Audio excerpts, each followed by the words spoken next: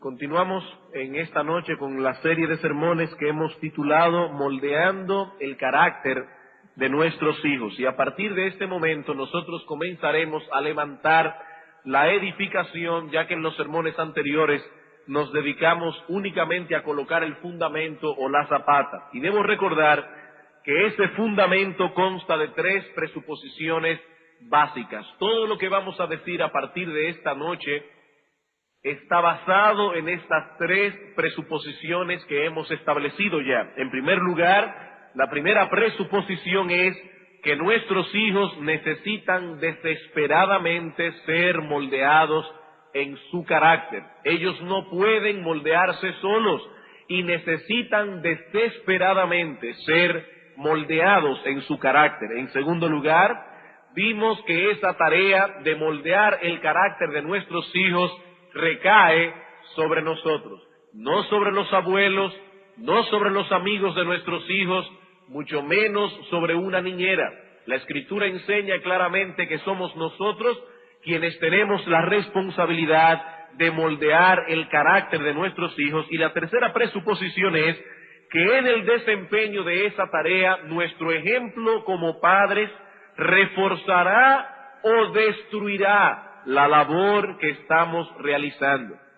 En el desempeño de esa tarea de moldear el carácter de nuestros hijos, nuestro ejemplo como padres destruirá o reforzará la labor que estamos realizando. Y repito, todo lo que vamos a decir a partir de esta noche descansa sobre estas 3 presuposiciones fundamentales. Si estas cosas no han encontrado un lugar en nuestros corazones, todo cuanto digamos en lo sucesivo caerá en el vacío. Y pienso, hermanos, que quizás nunca como ahora estas cosas necesitan ser enfatizadas en la generación en que nos ha tocado vivir. En años anteriores, hasta ciertos puntos recientes, se nos ha vendido la idea de que el hombre no es malo por naturaleza, de que nuestros hijos nacen como un papel en blanco y por lo tanto basta con hablar al niño sin ningún tipo de castigo corporal, sin ningún tipo de exigencia autoritativa, y eso basta para producir seres humanos valiosos y realizados.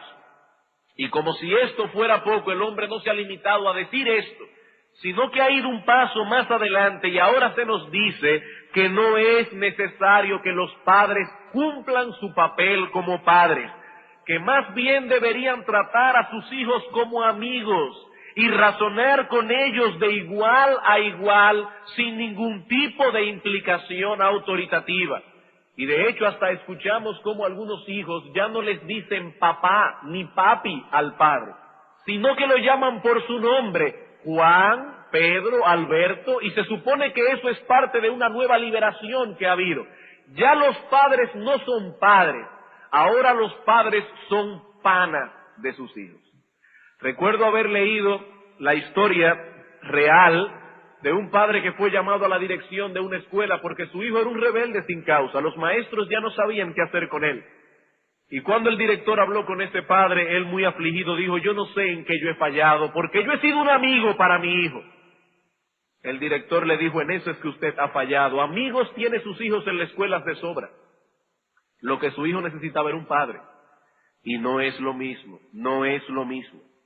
¿Y cuál ha sido el resultado de todo esto?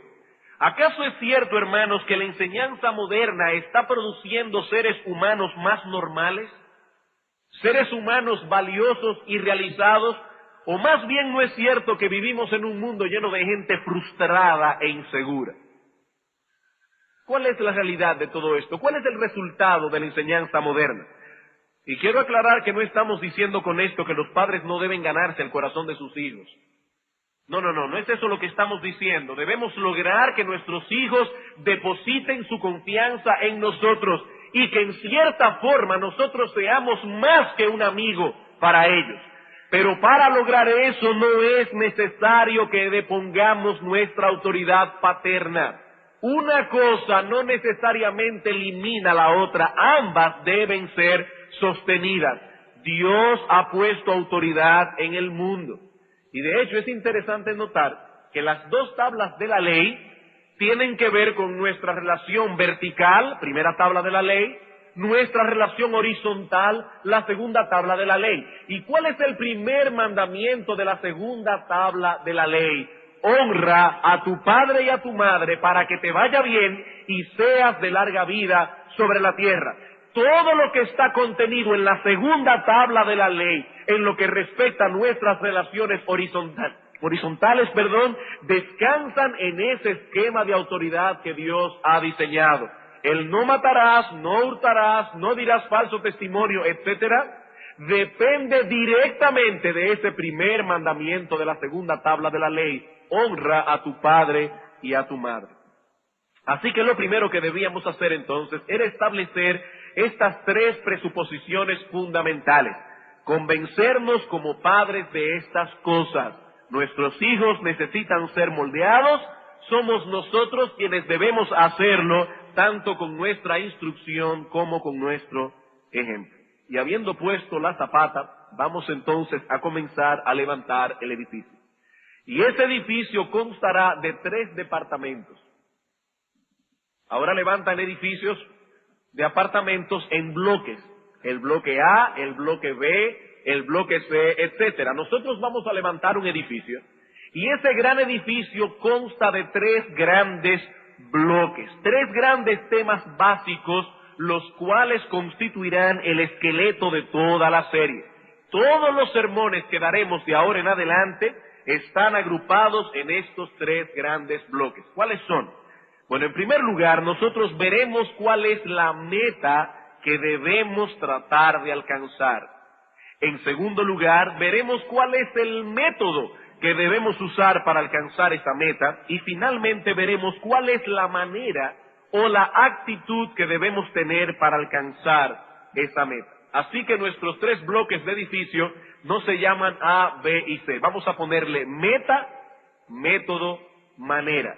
Son los 3 grandes bloques que vamos a tratar. Yo no estoy diciendo que nos faltan 3 sermones para terminar la serie. Recuerden, hermanos, que estaremos aquí durante unos 30 domingos hablando de este asunto. Lo que estamos diciendo es que todo el resto de sermones que faltan podemos agruparlos en estas 3 palabras claves: meta, método, manera. Comencemos entonces con nuestro primer bloque en el edificio, la meta. ¿Cuál es, hermanos, la meta que debemos tratar de alcanzar con nuestros hijos? ¿Qué es lo que esperamos lograr? Y si de veras queremos llegar a algún lado con nuestros hijos, debemos responder esta pregunta. Debemos definir claramente hacia dónde nos dirigimos. La persona que se dirige hacia ningún lugar específico puede ser que camine con paso firme y decidido, pero ¿saben a dónde llegará finalmente? A ningún sitio. Él salió hacia ningún sitio. Lo lógico es que luego de haber caminado durante mucho tiempo, llegue a ningún lado. Hermanos, debemos tener metas claras y más aún esas metas deben ser bíblicas. No simplemente debemos tener metas, debemos tener metas bíblicas. Si decimos ser cristianos, debemos sentir la responsabilidad de lograr con nuestros hijos lo que Dios desea de ellos. Hermanos, noten lo que estoy diciendo. Nosotros somos cristianos, decimos servir a Dios. Dios ha puesto nuestros hijos a nuestro cargo. ¿Para qué? Para que nosotros hagamos de ellos lo que Dios desea de ellos. No lo que nosotros deseamos de ellos, no lo que la sociedad nos enseña que nosotros debemos hacer. Dios ha dicho en su palabra cuál es la meta que debemos tratar de alcanzar. Y si no tenemos metas establecidas, y si esas metas no están delante de nosotros todo el tiempo, si llegamos a algún lugar correcto va a ser por accidente. Si nosotros no hemos establecido la meta y no tenemos esas metas claras, conscientemente puestas delante de nosotros, si llegamos a algún lugar correcto será por accidente. Yo pienso que ningún padre quiere trabajar con sus hijos por accidente. Quisiéramos saber que lo que estamos haciendo es adecuado, es correcto. Y de hecho lo más seguro es que ni siquiera por accidente, lo más seguro es que lleguemos a un lugar equivocado. ¿Qué dice el salmista en el Salmo 127, versículo 1? Si Jehová no edificare la casa, en vano trabajan los edificadores. Y el texto hebreo es mucho más fuerte. Si Jehová no es quien edifica la casa, en vano han trabajado los edificadores. Aquí se vislumbra un individuo que luego de haberse pasado la vida edificando un hogar, ahora mira hacia atrás y ¿qué ve? Que ha trabajado en vano. Probablemente se ha movido con paso firme y decidido, pero Jehová no ha edificado la casa. ¿Y cuándo es que Dios edifica una casa? Cuando esa casa está siendo cimentada en los principios bíblicos y en dependencia del Espíritu Santo. Esa es la casa que Dios edifica. Bien, hermanos, ¿cuál es nuestra meta? Ese es el primer bloque que estamos tratando de levantar. ¿Cuál es nuestra meta? Para esta pregunta hay primero una respuesta general, y esa respuesta general nos llevará de la mano a una serie de detalles específicos que veremos en los próximos estudios de este bloque. ¿Cuál es la meta general? Fíjense, hermanos, la general, la amplia, que debemos tener como padres en la crianza de nuestros hijos. La respuesta es muy simple. No es simple llevarlo a cabo, pero es simple la respuesta. Nuestra meta general como padres es hacer de nuestros hijos buenos ciudadanos de dos reinos. Nuestra meta general como padre, la que comprende todas las metas específicas, es hacer de nuestros hijos buenos ciudadanos de dos reinos. En primer lugar, ellos han de ser buenos ciudadanos de la nación en que les ha tocado vivir. Ellos han nacido en República Dominicana y nosotros debemos tratar de que ellos sean buenos ciudadanos de la nación en que les ha tocado vivir, que sean obedientes a las leyes, que respeten a los gobernantes, que sean ciudadanos útiles, etcétera, etcétera. Pero también ellos deben ser buenos ciudadanos del reino de Dios. Buenos ciudadanos de la nación en que les ha tocado vivir, ellos deben ser buenos ciudadanos del reino de Dios, de ese reino donde nuestro Señor Jesucristo es el Rey soberano. Vamos a ver algunos textos. Proverbios capítulo 24, versículo 21. Proverbios capítulo 24, versículo 21. Vamos a ver esta meta tal como Dios nos la ha revelado en su palabra. Dice aquí Salomón hablándole a su hijo: teme a Jehová, hijo mío, y al rey. No te entremetas con los veleidosos, porque su quebrantamiento vendrá de repente, y el quebrantamiento de ambos, ¿quién lo comprende? ¿Cuál es el consejo de Salomón a su hijo? Le dice: hijo mío, tengo dos consejos para ti. Teme a Jehová y teme al rey. Ambas cosas deben ser latentes en tu vida. Eres ciudadano de dos reinos. El reino terrenal, que tiene un rey terrenal. El reino de Dios, que tiene un rey celestial. Y esa debe ser nuestra meta como padre, que nuestros hijos sepan desenvolverse en ambos reinos. Eso lo vemos ejemplificado en la vida de nuestro Señor Jesucristo. Lucas capítulo 2, versículo 52. Recuerden, hermanos, que aunque nuestro Señor Jesucristo era el Dios encarnado, Él era también hombre. Y como hombre tuvo que desarrollarse en todas las etapas de la vida humana. Como niño, como adolescente, como joven adulto, como un hombre maduro. Dice en el capítulo 2, versículo 52, y Jesús crecía en sabiduría y en estatura y en gracia para con Dios y los hombres. Las dos cosas. Jesús se desarrollaba como ser humano, física, espiritual, intelectualmente, para poder funcionar en una forma adecuada, tanto delante de Dios como delante de los hombres. Y el Señor Jesucristo nos enseña esto a nosotros directamente, no solo con su ejemplo.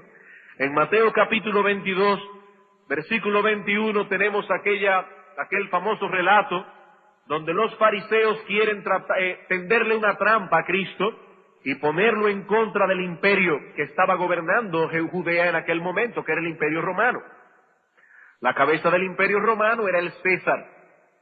Ellos le muestran una moneda y le dicen, o no le muestran la moneda, primero le dicen, Señor, ¿debemos pagar tributos? El Señor dice, enséñenme una moneda. ¿De quién es la inscripción? De César. ¿Cuál es la respuesta de Cristo a la trampa que le habían tendido? Le dijeron, de César. Y les dijo, dad pues a César lo que es de César y a Dios lo que es de Dios. Esa es la enseñanza que debemos dar a nuestros hijos. Ellos deben aprender a dar a César lo que es del César.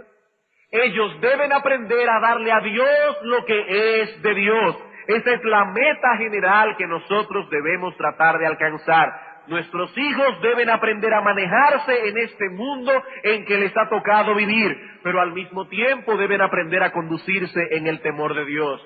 Al igual que Jesús, ellos necesitan crecer en gracia para con Dios y los hombres. Y si nosotros queremos alcanzar esta meta, debemos entrenar a nuestros hijos en todos los aspectos de su humanidad. Debemos entrenarlos intelectualmente, físicamente, espiritualmente, moralmente, emocionalmente. Todas estas cosas son necesarias, pero no olviden la enseñanza de nuestro Señor Jesucristo en Mateo capítulo 6, versículo 33. Buscad primeramente el reino de Dios y su justicia. Debemos entrenarlos físicamente, intelectualmente. Enviamos a nuestros hijos a la escuela porque queremos entrenarlos intelectualmente. Pero no olviden que lo espiritual y lo moral está primero.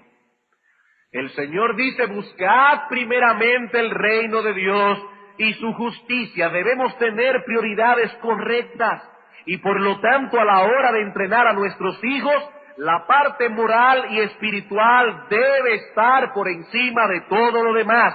Esa debe ser nuestra prioridad.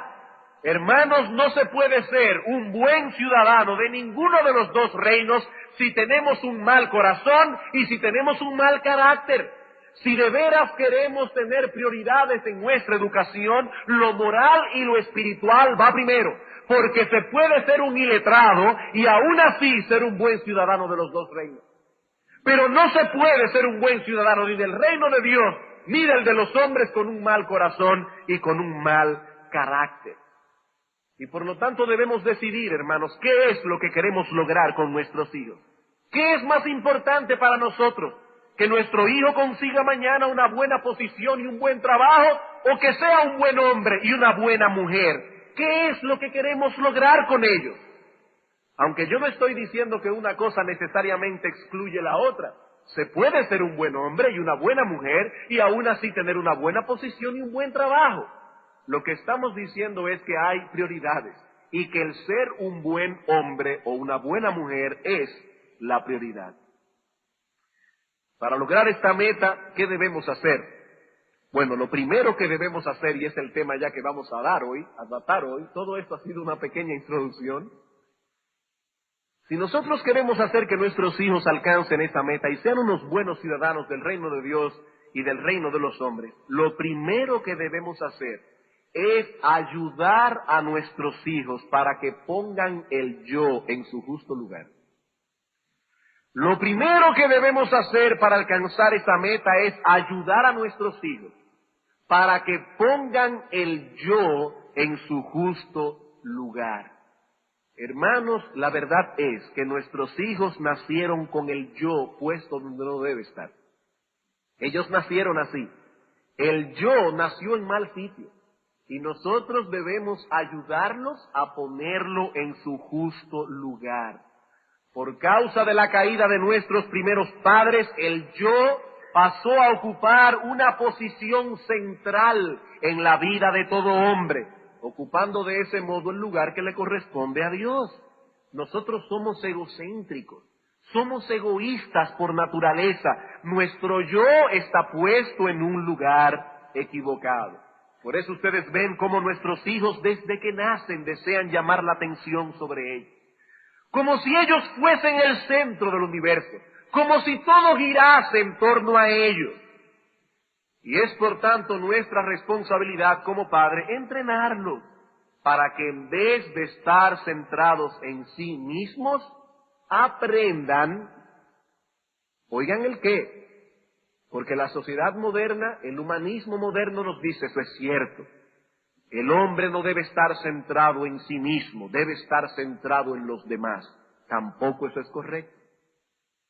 Tampoco eso es correcto.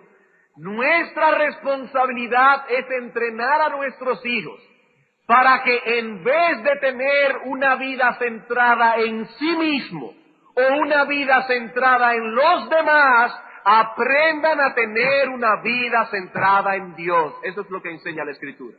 No es una vida antropocéntrica, es una vida teocéntrica. Debemos enseñarles que el centro de la vida no son ellos mismos. Solo Dios puede ocupar ese lugar que le corresponde por derecho de deidad y por derecho de creación. Dios es Dios. Él nos ha creado y por lo tanto solo Él, por derecho de creación y por quien Él es, puede ocupar el centro de nuestra existencia. La pregunta es, ¿y qué debemos hacer para que nuestros hijos tengan un saludable entendimiento de sí mismos? Que es el tema que vamos a tratar en el día de hoy. Nuestro tema es cultivando un saludable entendimiento de sí mismos. ¿Qué debemos hacer para que nuestros hijos lleguen y alcancen ese saludable entendimiento personal? Debemos hacer tres cosas. En primer lugar, hermanos, nuestros hijos necesitan una correcta imagen de sí mismos. En segundo lugar, necesitan una correcta evaluación de sí mismos. Y en tercer lugar, necesitan la habilidad de expresarse apropiadamente ellos mismos. Tres cosas. Primero, ellos necesitan poseer una imagen correcta de sí mismos. Pero antes de pasar a explicar este asunto, debemos definir algunas cosas, porque algunos psicólogos modernos, entre ellos algunos que se autodenominan cristianos, han manipulado estos términos y los han desvirtuado terriblemente. El mercado está saturado de libros que nos dicen que nuestros hijos necesitan desesperadamente acrecentar su autoestima. Me imagino que todos ustedes alguna vez se han topado con esta idea. Nuestros hijos necesitan acrecentar su autoestima. Necesitan saber que son infinitamente valiosos y deben cultivar un fuerte sentido de amor por sí mismos. Hermanos, estamos diciendo todo lo contrario. Estamos diciendo que nuestros hijos nacen con una sobreestima de sí mismos. Pero estos psicólogos modernos, entre ellos penosamente algunos que se autodenominan cristianos, y entre ellos no me avergüenzo porque pienso que es una labor pastoral instruirlos y cuidarlos, hermanos, entre ellos tenemos los libros de Narramur. Cuidado con esos libros, hermanos, cuidado con esos libros, porque no presentan una doctrina teocéntrica, sino una doctrina antropocéntrica. Y el texto favorito de los que apoyan esta enseñanza es Mateo capítulo 22, versículo 37 al 39. Es cierto, hermano, que nuestros hijos necesitan acrecentar su autoestima. Vamos a verlo por la Escritura.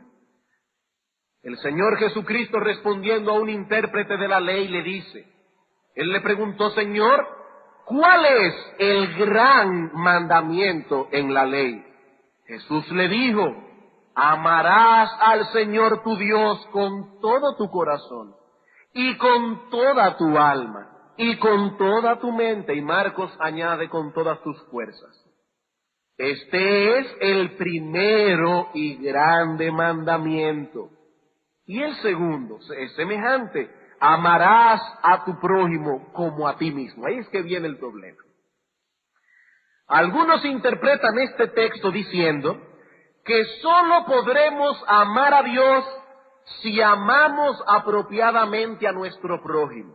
Y que solo podremos amar apropiadamente a nuestro prójimo si nos amamos adecuadamente a nosotros mismos. Un autor cristiano muy conocido, no en nuestro medio, pero sí en los Estados Unidos, dice lo siguiente al respecto. Amor por nosotros mismos es entonces un prerequisito y el criterio mismo de nuestro trato para con nuestro prójimo. Si no nos amamos a nosotros mismos, no podremos amar a otros. No podrás amar a tu prójimo, ni tampoco amar a Dios, a menos que primero no te ames a ti mismo. Hermanos, ¿es eso lo que enseña este texto? Y más aún, ¿es eso lo que enseñan las Sagradas Escrituras? Si esta enseñanza es correcta, entonces el primer mandamiento no es amar a Dios con toda la mente, amar a Dios con toda el alma, con todas las fuerzas. El primer mandamiento debería ser ámate a ti mismo, y de ese mandamiento depende toda la ley y los profetas. Pero eso no es lo que enseña la Escritura. Cristo no dice aquí que el primero y más grande mandamiento es ámate a ti mismo. Y de acuerdo con la enseñanza de estos psicólogos cristianos, el amor a uno mismo es imprescindible para amar al prójimo, y ese amor al prójimo es imprescindible para amar a Dios. Entonces, hermanos, ¿cuál es, desde el punto de vista de ellos, el primero y más grande mandamiento? Lógicamente, ámate a ti mismo. Pero Cristo no dice eso. Cristo dice aquí que el primer mandamiento es amar a Dios con todo el corazón, con toda el alma, con toda la mente, con todas las fuerzas. ¿Dónde podemos situar entonces la enseñanza de Cristo en Mateo capítulo 16, versículo 24? Si alguno quiere venir en pos de mí, que ámese a sí mismo, no, niéguese a sí mismo y tome su cruz y sígame, porque todo el que quiera salvar su vida la perderá, y todo el que pierda su vida por causa de mí la hallará. Esa es la enseñanza bíblica. No ámate a ti mismo. No ámate a ti mismo, todo lo contrario, la enseñanza bíblica es lo opuesto, niégate a ti mismo. Hermanos, en Mateo capítulo 22, el Señor no nos está ordenando que nos amemos a nosotros mismos. El Señor más bien lo está presuponiendo. El Señor lo está presuponiendo. Dios nos creó con un instinto de conservación que en cierta forma nos lleva a amarnos a nosotros mismos. El problema es que el hombre caído ha llevado ese amor por sí mismo a un punto exagerado. El hombre caído se ama a sí mismo con fervor. Pero Dios ha puesto en nosotros un vehículo de autopreservación. Cuando tenemos hambre, procuramos comer. Cuando tenemos frío, procuramos cubrirnos. Cuando estamos cansados, procuramos descansar. Y lo que el Señor nos está enseñando aquí es simplemente que debemos amar a nuestro prójimo con ese mismo fervor. Y en vez de estimularnos a amarnos más a nosotros mismos o a acrecentar nuestra autoestima, lo que el Señor más bien nos está enseñando y nos enseña en muchas otras partes de la Escritura es que precisamente ese excesivo amor propio es lo que nos impide amar a Dios y amar al prójimo. Ese excesivo amor que nos tenemos a nosotros mismos es lo que nos impide amar a Dios con toda la mente, con todo el corazón, con todo el alma, con todas las fuerzas. Por eso, hermanos, yo no podía pararme aquí sencillamente y decir debemos procurar que nuestros hijos tengan una correcta imagen de sí mismos, porque hay mucho problema hoy día con esta declaración. Y queríamos establecer claramente qué era lo que no estábamos diciendo. Nuestros hijos no necesitan acrecentar su autoestima. Ellos tienen una estima de sí mismos bastante grande ya por naturaleza, porque son seres caídos y nacen con un egocentrismo y un egoísmo terrible. No es acrecentar la autoestima que nuestros hijos necesitan. ¿Qué es entonces lo que necesitan? Tener una correcta imagen de sí mismos. Nosotros debemos ayudar a nuestros hijos a adquirir una correcta imagen. Y esto envuelve dos elementos esenciales: dignidad por un lado y humildad por el otro. Para poder ayudar a nuestros hijos a adquirir una correcta imagen de sí mismos, ellos necesitan dos elementos esenciales: dignidad por un lado, humildad por el otro. Sin estos dos elementos, uno al lado del otro, y en tensión constante, no puede haber un entendimiento saludable de nuestra propia identidad como seres humanos. Al contemplarnos como criaturas hechas a la imagen de Dios, veremos la dignidad que poseemos como seres humanos, que no somos iguales que los animales. Como decíamos esta mañana, el hombre no es un animal desarrollado como enseña la biología moderna. El hombre posee una dignidad especial. Un hombre y un perro no son iguales. No son iguales. El hombre lleva en sí mismo la imagen de Dios. Pero al recordar que somos miembros de una raza caída y que personalmente hemos violado la ley de Dios, entonces eso nos permite contemplarnos con humildad. ¿Ven las dos cosas? Dignidad, humildad. Y solo lograremos poseer una correcta imagen de nosotros mismos cuando nos veamos en función de tres doctrinas: la doctrina de la creación, la doctrina de la caída, la doctrina de la redención. Somos seres creados a la imagen de Dios, pero somos seres caídos que necesitamos ser redimidos por el Señor Jesucristo. Estas tres cosas, una al lado de la otra, nos librarán de caer en extremos. ¿Y qué tenemos al día de hoy? Bueno, tenemos por un lado que algunas personas sobreenfatizan la dignidad del ser humano. Solo hay que ver el título de algunos libros: Tú eres alguien especial. Tú eres alguien especial. Un sobreénfasis en la dignidad del ser humano. ¿Cuál es el resultado? Orgullo, soberbia, vanagloria, independencia de Dios. Hermanos, el evangelio moderno ha hecho a Dios un siervo del hombre. El evangelismo moderno ha hecho a Dios un siervo del hombre. ¿Por qué? Porque se ha sobreenfatizado la dignidad humana, y ese es el resultado. Pero por el otro lado, algunos sobreenfatizan la pecaminosidad y debilidad. ¿Cuál es el resultado? Autoconmiseración, temor, inseguridad. Hermanos, nuestros hijos tienen que entender que ellos tienen dignidad por cuanto fueron creados a la imagen de Dios, pero también deben entender que son miembros de una raza caída, y eso los ayudará a tener su corazón puestos en su justo lugar. Y noten que estamos viendo a la Escritura para hablar de la dignidad del hombre. ¿Por qué el hombre es digno y diferente a los animales? Sencillamente porque fueron hechos a la imagen de Dios, no por ninguna otra cosa. No por ninguna otra cosa. Y es penoso ver cómo al día de hoy los hombres, incluyendo a veces muchos cristianos, valoran y dignifican a los seres humanos por otras razones. Un autor cristiano a quien no quiero citar porque no lo recomiendo totalmente, pero pienso que este autor ha dado en el clavo. Un autor cristiano dice: ¿cuáles son esas cosas erróneas que se toman en cuenta hoy para valorar y dignificar al hombre? Él menciona tres, yo voy a añadir una cuarta. Una es la inteligencia. La inteligencia. Los hombres al día de hoy son valorados de acuerdo a su nivel intelectual. Si es muy inteligente, el individuo es buscado. Si el individuo tiene una inteligencia promedio, bueno, él está en el montón. Y si salió bruto, eso es una maldición. La inteligencia. El segundo aspecto que se sobreenfatiza hoy es la belleza física.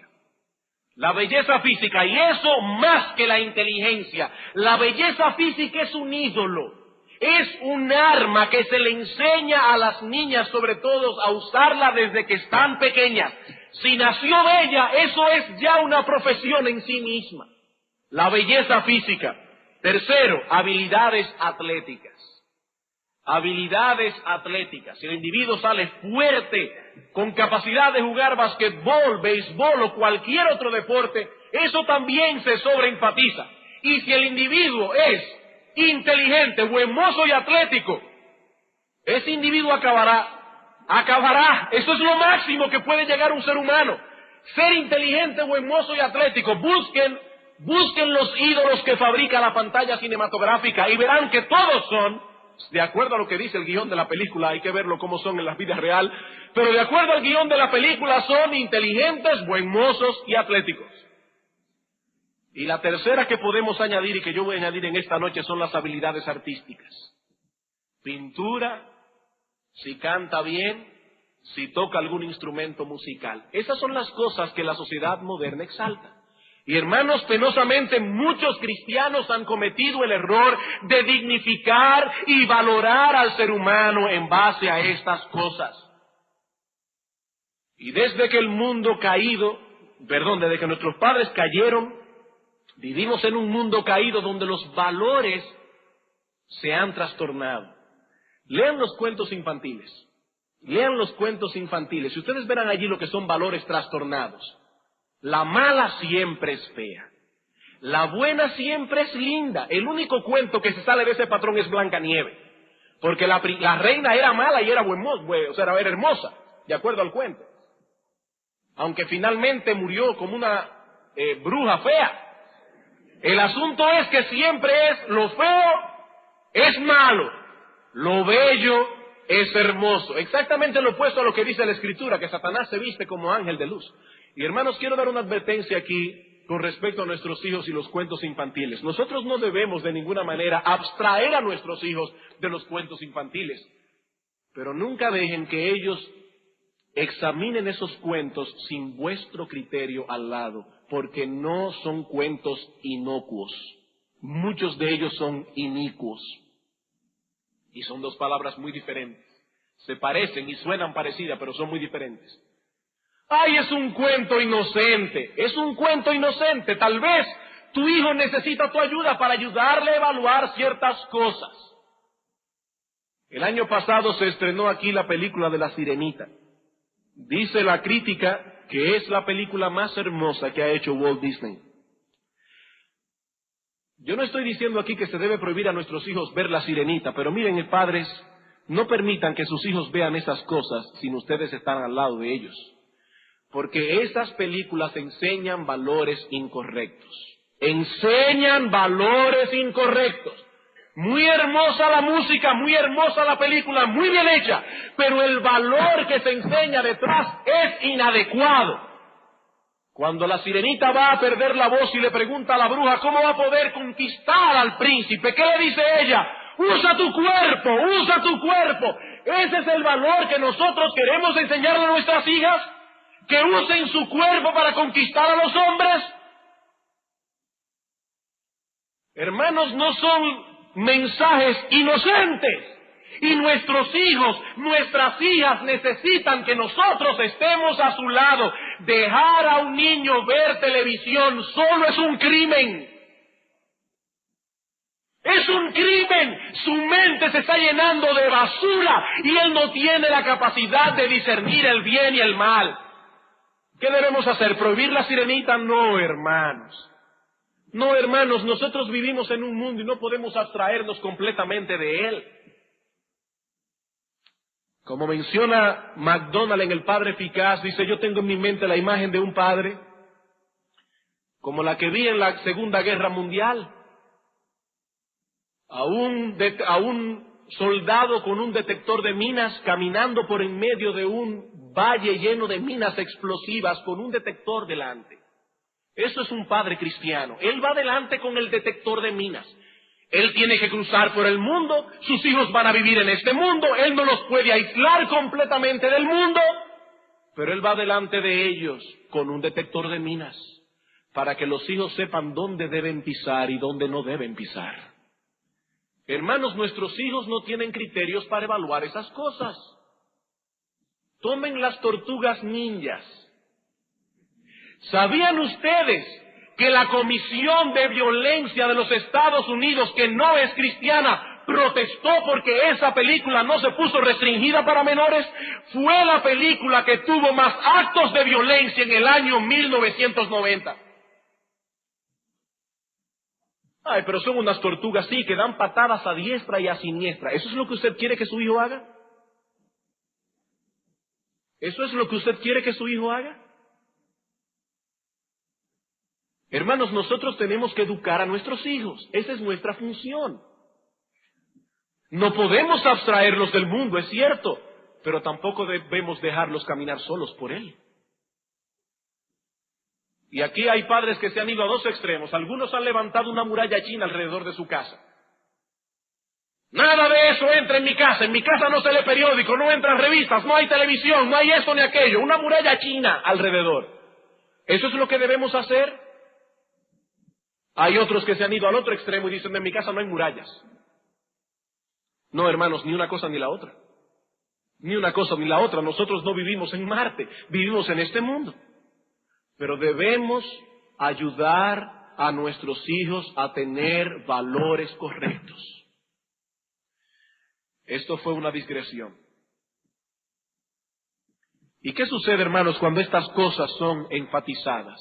La belleza física, el intelecto, las habilidades atléticas, las habilidades artísticas. ¿Qué hacemos nosotros cuando sobreenfatizamos estas cosas?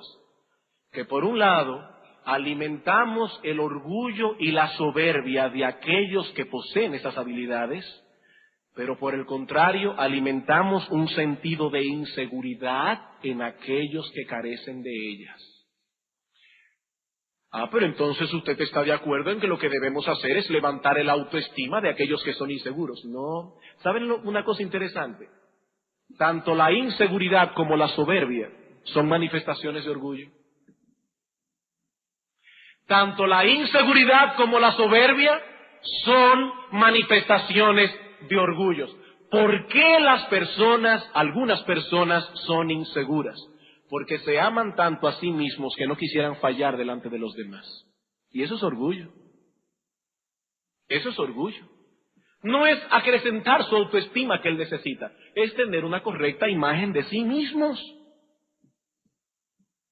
Y esas personas cuyos padres sobreenfatizaron la belleza física, la habilidad atlética, la habilidad artística o la inteligencia, y ellos no poseían ninguna de esas cosas porque Dios no se las dio. ¿Saben lo que pasa con esas personas?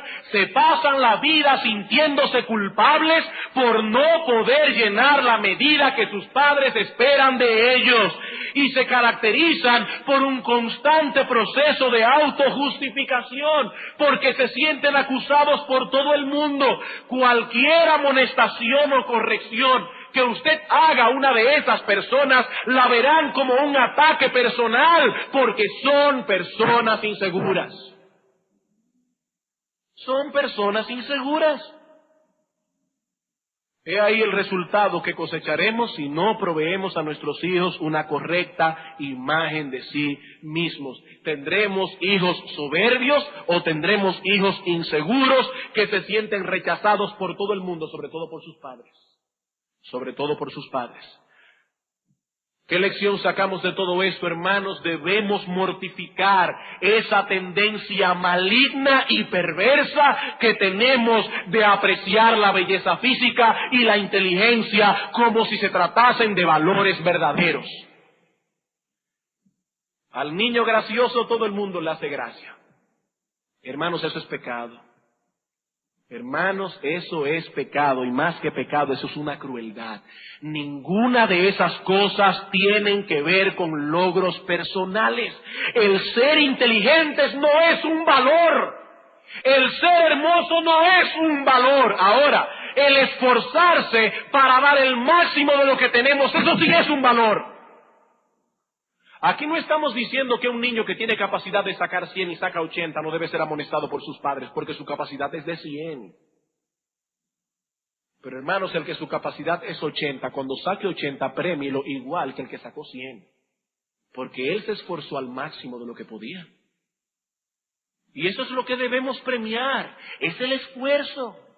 Y repito, es una crueldad rechazar a un niño porque es menos agraciado físicamente de acuerdo a los patrones que el mundo nos ha enseñado de lo que es belleza, o porque es menos inteligente.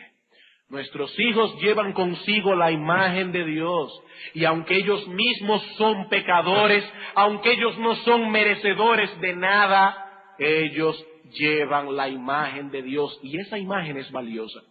Vamos a suponer que usted tiene una imagen, una foto de su esposa en el escritorio. Muchos esposos tenemos una foto de nuestra familia o de nuestra esposa en el escritorio. Y llega un compañero suyo de trabajo y comienza a burlarse de la foto, y a reírse de la foto, y a hacer chistes a costa de la foto de su esposa. ¿Cómo usted se siente? Bueno, usted se siente mal. Y le hace ver al individuo que no le está agradando el chiste. Y él dice, pero ¿por qué te molestas? Me estoy burlando simplemente de un pedazo de papel que no cuesta ni 50 centavos. ¿Qué usted le responde? Bueno, sí es cierto. El papel no cuesta ni 50 centavos, pero la imagen que está ahí es la imagen de mi esposa. Hermanos, nosotros somos miembros de una raza caída, eso es verdad, y lo que merecemos es el infierno. Pero aún así llevamos con nosotros la imagen de Dios. No valemos nada por nosotros mismos. Eso es verdad. Pero hermanos, aún así llevamos con nosotros la imagen de Dios. Y Dios toma a título personal cualquier afrenta que se hace contra su imagen. Hechos capítulo 9. Versículo 3 al 6. Todo lo que se mueve y vive os será para mantenimiento, así como las legumbres y plantas verdes os lo he dado todo. Pero carne con su vida, que es su sangre, no comeréis, porque ciertamente demandaré la sangre de vuestras vidas. De mano de todo animal la demandaré, y de mano de todo hombre. De mano del varón su hermano demandaré la vida del hombre. El Señor dice aquí, todo lo que se mueve y vive os será para mantenimiento. Podemos comer carne porque Dios lo dice en su palabra. Lo que no podemos es comer carne con su sangre. Estoy en Génesis 9:3. Génesis, ¿qué texto yo dije? Por eso veía la cara de todos como con un signo de interrogante. En Hechos 9:3 el Señor dice que todo lo que se mueve, Génesis 9:3, todo lo que se mueve y vive nos será para mantenimiento. Lo que no podemos es comer carne con su sangre. Sin embargo, o sea que podemos matar a los animales para comerlos. Pero el que derramare sangre de hombre, por el hombre su sangre será derramada, porque a imagen de Dios es hecho el hombre. Dios toma eso a título personal, porque su imagen ha sido plasmada en ese hombre, aún en ese hombre caído. Santiago capítulo 3, ese gran capítulo que habla de la lengua y de cómo debemos controlarla. Dicen los versículos 9 al 10 que con esa lengua bendecimos al Dios y Padre, y con ella maldecimos a los hombres que están hechos a la semejanza de Dios. De una misma boca proceden bendición y maldición. Hermanos míos, esto no debe ser así. Dios plasmó en nuestros hijos su imagen. Y aunque ellos mismos no son merecedores de nada, esa imagen divina ha sido puesta en ellos y por lo tanto debe ser respetada. Eso es lo que concede al hombre superioridad por encima de los animales. Es allí donde radica la dignidad del ser humano. Y si su hijo no salió agraciado, Dios no le dio mucha inteligencia, la imagen de Dios está en él. Y eso lo hace un ser humano digno. Digno. ¿Qué es entonces lo primero que debemos dar a nuestros hijos? Una correcta imagen de sí mismos. En segundo lugar, necesitan una correcta evaluación de sí mismos.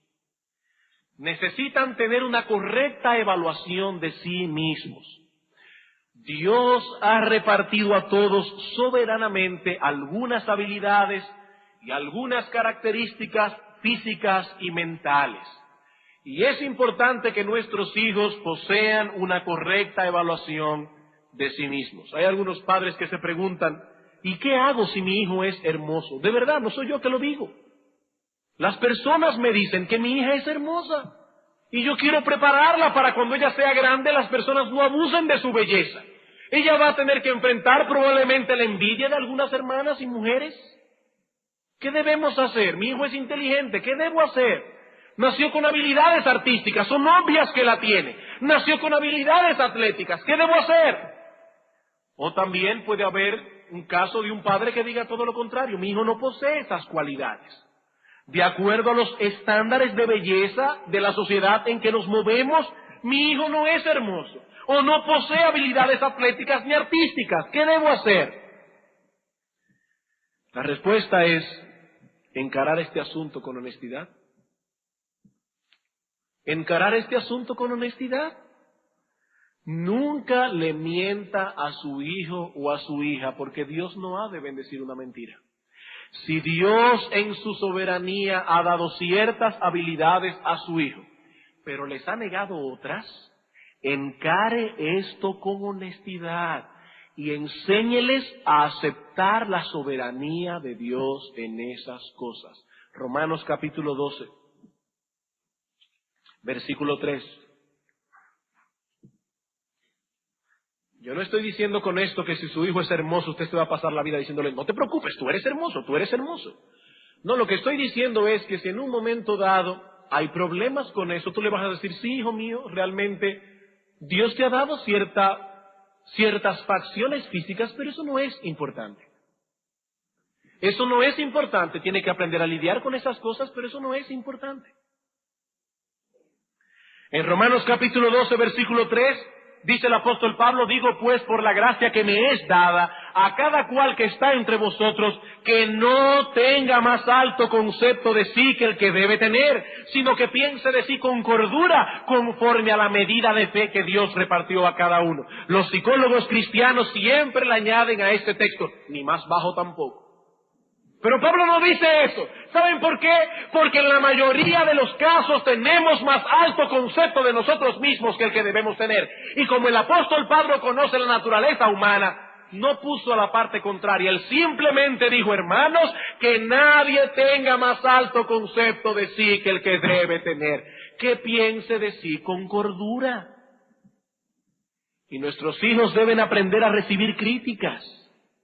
Lo mismo que deben aprender a recibir alabanza y palabras de aliento cuando lo han hecho bien.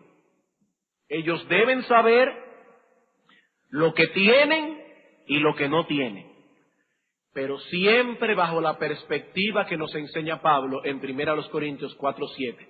¿Qué tienes que no hayas recibido? Y si lo recibiste, ¿por qué te glorías como si lo hubieras recibido? Como si no lo hubieras recibido. ¿Qué dice Pablo en 1 Corintios 15:10? Por la gracia de Dios yo soy lo que soy. Esa es la perspectiva.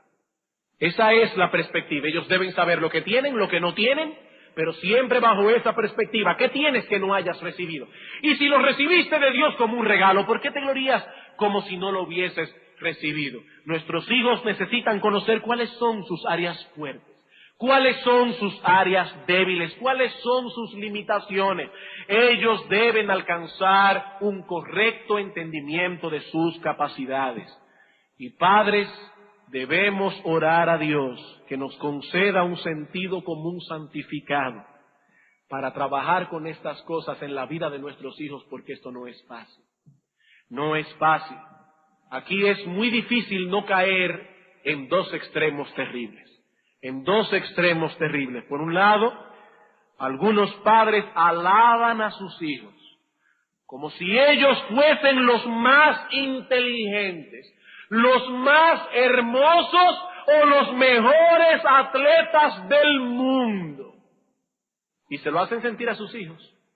Se lo hacen sentir a sus hijos día tras día sin saber que están creando un monstruo. Un monstruo. Le hacen creer que sus posibilidades son casi ilimitadas. ¿Y saben lo que es peor? Exhiben a sus hijos delante de los demás como si fueran trofeos personales. Exhiben a sus hijos como si fuera una mercancía.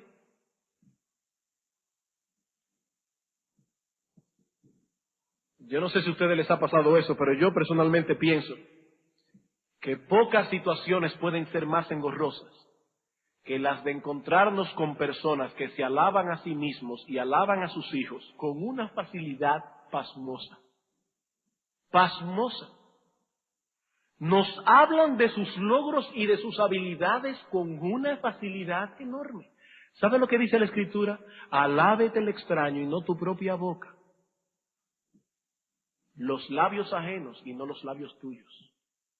Eso es lo que enseña la Escritura. Pero por el otro lado está el otro extremo. Hay algunos padres que hacen sentir a sus hijos que no sirven para nada. Que no sirven para nada. que por más que se esfuercen y por más que se esfuercen, nunca podrán hacerlo bien. Nunca podrán llenar la medida que sus padres esperan de él. ¿Saben lo que eso hace? Matarle la autoestima, no matarle su sentido de esperanza. Ese niño dice, yo sé que yo nunca voy a poder hacerlo bien. Por más que me esfuerce, nunca podré hacerlo bien. Qué terrible es cuando un padre le dice a sus hijos, tú nunca haces nada bien. Siempre haces las cosas mal. Hermano, tú le estás destruyendo a tu hijo el sentido de esperanza. El sentido de esperanza. Y él va a llegar a la convicción de que él nunca podrá agradarte, nunca podrá llenar la medida de lo que tú esperas de él, y entonces tomará por el camino de hacer todas las cosas mal y a propósito para llamar la atención. Porque no te olvides, él tiene una alta estima de sí mismo. Y si no puede descollar como bueno, lo hará como malo. No es que su autoestima fue rebajada, no. Fue que su autoestima fue provocada. Si él no puede descollar como bueno, olvídese, descollará como malo. Pero llamará la atención. Llamará la atención. Finalmente, hermanos, nuestros hijos necesitan adquirir la habilidad de expresarse apropiadamente a sí mismos. Nuestros hijos necesitan la habilidad de expresarse apropiadamente a sí mismos. ¿Qué queremos decir con esto? Que debemos de enseñar a nuestros hijos varones a expresar apropiadamente su masculinidad. Debemos enseñar a nuestras hijas a expresar apropiadamente su femineidad. Lo que no podemos permitir es que manifiesten ambos sexos al mismo tiempo. La Biblia dice claramente, portaos varonilmente y esforzaos. Nuestros hijos varones tienen que aprender a expresar apropiadamente su masculinidad. Nuestras hijas deben aprender a manifestar su femineidad. La Escritura nos enseña que estos sexos son distintos. Y si queremos que nuestros hijos y nuestras hijas adquieran un saludable conocimiento de sí mismos, nuestros hijos deben saber que son varones, nuestras hijas deben saber que son hembras. La palabra hebrea que expresa masculinidad significa fuerza. La palabra hebrea que expresa femineidad significa suavidad. Dios no creó a los hombres y a las mujeres iguales. Los creó con la misma dignidad, con las mismas capacidades intelectuales, espirituales, morales, pero no son iguales. No son iguales. Vamos a comenzar con los varones. ¿Cuáles son esas cosas que debemos enseñar a nuestros hijos varones para que aprendan a expresar su masculinidad? Y debo recordar que estamos aquí simplemente sentando las metas. No tenemos el tiempo para decir cómo vamos a hacer todas estas cosas, aunque al final vamos a dar una pequeña aplicación. Solamente vamos a citar cuál es la meta que debemos tratar de alcanzar. En primer lugar, nuestros hijos varones deben aprender a manejar la autoridad, porque ellos mismos estarán luego en autoridad.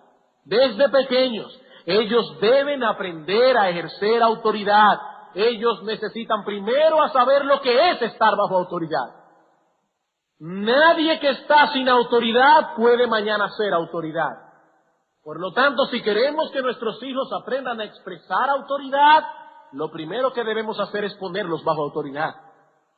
Enseñarles también a ser firmes, decididos, enseñarles a tomar iniciativa, porque todo eso está envuelto en la ejecución de la autoridad. Yo no estoy diciendo con esto que a su hijo de 3 años tú le digas para que tenga iniciativa, ¿qué tú quieres comer hoy? Hay cosas que nuestros hijos no pueden decidir y necesitamos sentido común para saber cuándo vamos a comenzar a ponerles ciertas opciones por delante, cuando tengan cierta edad. Mi amor, podemos hacer esto o esto. ¿Cuál de las dos tú prefieres? Enseñarles a tomar decisiones. Es penoso ver un adulto que no sabe lo que va a hacer con su vida. Nuestros hijos varones van a tener mañana una esposa, van a tener hijos, y ellos tienen que saber manejar la autoridad. Pero al mismo tiempo, en segundo lugar, necesitan aprender a ser gentiles. La gentileza es tanto una característica de la masculinidad como lo es la firmeza de carácter.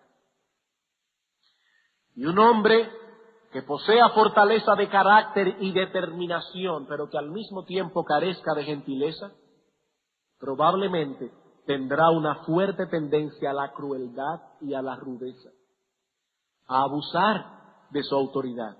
Estas dos cosas deben ir una al lado de la otra. Cuando un hombre posee firmeza, fortaleza de carácter, decisión, pero carece de gentileza, lo más seguro generará temor en su esposa y en sus hijos. Pero por el otro lado, cuando un hombre es gentil y carece de fortaleza, de firmeza de carácter, probablemente generará inseguridad en su esposa. Es una combinación de las dos cosas que se necesitan en un hombre.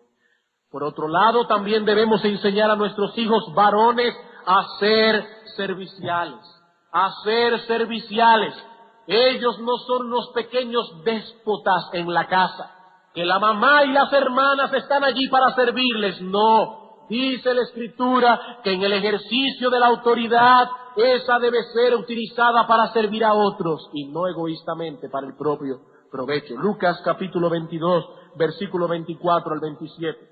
Hubo también entre ellos una disputa sobre quién de ellos sería el mayor, pero él les dijo: los reyes de las naciones se enseñorean de ellas, y los que sobre ellas tienen autoridad son llamados bienhechores, mas no así vosotros, sino sea el mayor entre vosotros como el más joven, y el que dirige como el que sirve. Porque ¿cuál es mayor? ¿El que se sienta a la mesa o el que sirve? No es el que se sienta a la mesa, mas yo estoy entre vosotros como el que sirve. Ese es el espíritu que debemos generar en nuestros hijos. ¿Qué dice la Escritura? Maridos, amad a vuestras mujeres, así como Cristo amó a la iglesia y se entregó a sí mismo por ella. Y desde que están pequeños debemos enseñar a nuestros hijos que ellos poseen o poseerán autoridad para servir a otros. Enseñarles a ser serviciales. Cuarto, debemos igualmente ayudarles a adquirir entendimiento y sabiduría, sobre todo en lo que respecta al trato con las mujeres. ¿Qué dice el apóstol Pedro? Maridos, vivid con ellas con entendimiento, vivid con ellas sabiamente. Un hombre debe saber manejar a una mujer. Un hombre debe saber lo que es tratar a una mujer, tratarla como a vaso frágil, conocer la naturaleza femenina, conocer sobre todo a su propia esposa. Al final vamos a ver algunas cosas bien breves de cómo podemos hacer eso. Y con respecto a nuestras hijas. A nuestras hijas, en primer lugar, debemos enseñarles lo que significa la modestia. Lo que significa la modestia. ¿Y qué es la modestia? La modestia es todo lo opuesto a una persona bullosa, sensual u ostentosa. Vayan al libro de Proverbios y encontrarán textos y textos y textos que hablan de lo desagradable que es una mujer ruidosa. Eso no es modestia. Y debemos enseñar a nuestras hijas lo que es la modestia. Una persona que no es ostentosa, que no es sensual. El tipo de persona que busca cómo atraer la atención de los demás. Esa es la imagen opuesta a lo que la Escritura llama modestia. Primera de Pedro capítulo 3. Primera de Pedro capítulo 3, versículos 1 al 4. Asimismo vosotras, mujeres, estad sujetas a vuestros maridos, para que también los que no creen a la palabra sean ganados sin palabra por la conducta de sus esposas, considerando vuestra conducta casta, respetuosa. Vuestro atavío no sea el externo de peinados ostentosos, de adornos de oro o de vestidos lujosos, sino el interno, el del corazón, en el incorruptible ornato de un espíritu afable y apacible, que es de grande estima delante de Dios. En el día que tuvimos con los jóvenes, el 21 de enero, el pastor Arocha dio unas direcciones geniales a los jóvenes que estaban allí presentes. Les dijo: jóvenes, a la hora de fijarse en una muchacha, tomen en cuenta tres cosas: cómo se viste, cómo habla y cómo resuelve sus problemas. Y lo ilustró con el pasaje de Tamar y Amnón.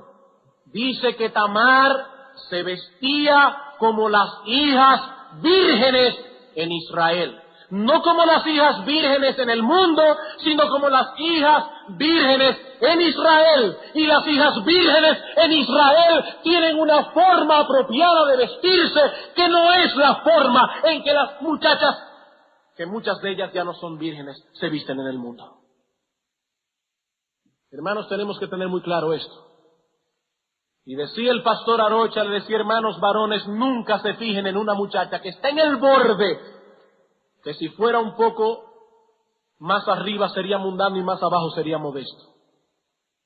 Porque las personas que se visten en el borde, que más arriba sería mundano y más abajo sería modesto, tienen el mundo en el corazón. Y decía el pastor Arocha, se visten en el borde, entre las dos cosas, para guardar las apariencias en la iglesia. Jóvenes, fíjense siempre en eso, cómo habla, cómo visten y cómo resuelven sus problemas, porque eso les va a decir a ustedes lo que es una mujer modesta. Modestia, hermanos, tenemos que enseñar a nuestras hijas a ser modestas. Modestia, a no ser bullosas, a no ser sensuales, a no querer atraer a los hombres con su cuerpo. En segundo lugar, debemos enseñarles a ser industriosas y capaces. Industriosas y capaces. La mujer que se nos presenta en Proverbios 31 no es el tipo de mujer que no hace nada, excepto preocuparse de su figura y perder de peso cuando ve que no están caminando bien en esa área. Eso no es la imagen que nos presenta Proverbios 31. Hermanos, la incapacidad no es parte integral de la femineidad. Dios espera que una mujer sea capaz. ¿Y a qué yo me refiero con que sea capaz? Vamos a Proverbios 31. Proverbios 31, capítulo 3, versículo 10 al 16. Mujer virtuosa, ¿quién la hallará? Porque su estima sobrepasa largamente a la de las piedras preciosas. El corazón de su marido está en ella confiado y no carecerá de ganancias. Le da a ella bien y no mal todos los días de su vida. Busca lana y lino y con voluntad trabaja con sus manos. Es como nave de mercader, trae su pan de lejos. Se levanta aún de noche y da comida a su familia y raciona a sus criadas. Oigan esto, considera la heredad y la compra y planta viña del fruto de sus manos. Es una mujer capaz, es una mujer laboriosa, es una mujer que sabe pensar. Dios le ha dado inteligencia a la mujer, igual que al hombre. Y a veces tienen más sagacidad que los mismos hombres.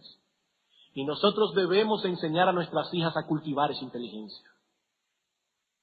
Enseñarlas a leer, a tener buenos hábitos de lectura, y cuando sean adolescentes y ya manejen cierto dinero, debemos enseñar a nuestras hijas a ir poniendo en orden su librero lo mismo que su ropero. Enseñarles a estudiar, a profundizar. Y por último, debemos enseñar a nuestras hijas a tener una lengua misericordiosa y bondadosa. ¿Qué dice Proverbios 31, 26? Abre su boca con sabiduría y la ley de clemencia está en su lengua. Debemos enseñar a nuestras hijas a ser francas, directas, pero al mismo tiempo con tacto.